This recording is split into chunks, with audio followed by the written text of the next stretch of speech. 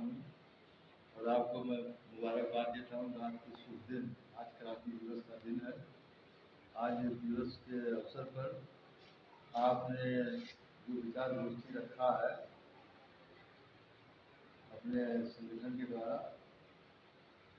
उसके लिए आप बधाई के पात्र हैं। जहाँ तक विदेशी नीति की बात है, मुल्क जब गुलाम था, जब आज़ादी की लड़ाई लड़ी जा रही थी, उस टाइम पर देश के महान समाजवादी नेता डॉक्टर लोहिया और लोकनायक जयप्रकाश नारायण, उन्होंने कहा कि डॉक्टर लोहिया विदेशी जो कांग्रेस पार्टी स्वतंत्रता संग्राम आंदोलन का जो पार्टी थी, उसमें डॉक्टर लोहिया ने को कांग्रेस पार्टी में विदेश विभाग का काम मिला और उन्होंने नॉन अलाइंड मूवमेंट निर्गुट आंदोलन, और जिसका परिणाम रहा कि भारतवर्ष जब तक नॉन अलाइनमेंट के रास्ते पर रहा, भारत की पूरे दुनिया में बहुत बड़ी एक शांति रही, बहुत बड़ा सम्मान भारतवर्ष का रहा। लेकिन इधर दुर्भाग्य की बात है, उसके अलावा एक बात और हिस्ट्री में है कि जब तक हिंदुस्तान में बौद्धिस्ट राज रहा, तब तक हिंदुस्तान में एक भी विदेशी आक्रमण नहीं हुआ।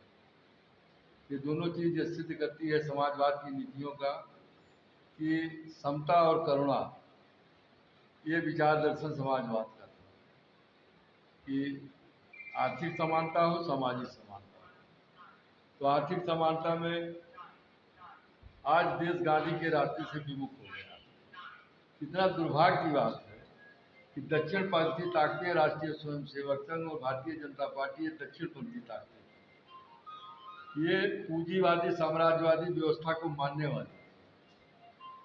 और आज ये स्थिति आ गई जो भाजपा के लोग कम्युनिस्ट को, सोशलिस्टों को गाली देते थे इधर, जब उनका शासन आ गया, कम्युनिस्ट खत्म हो गया, सोशलिस्ट का मजाक उड़ा देते, आज विश्व के परिवेश में वो ताकतें चाइना और रूस के आगे दंडवत हो गई। और उनके जो ट्रम्प थे, साम्राज्यवादी जो ताकत थी, ये जो हमारे देश के समाजवादी मनीषी थे 1990-91 जब आया आर्थिक उदारीकरण का, एलपीजी, लिबराइजेशन, प्राइवेटाइजेशन,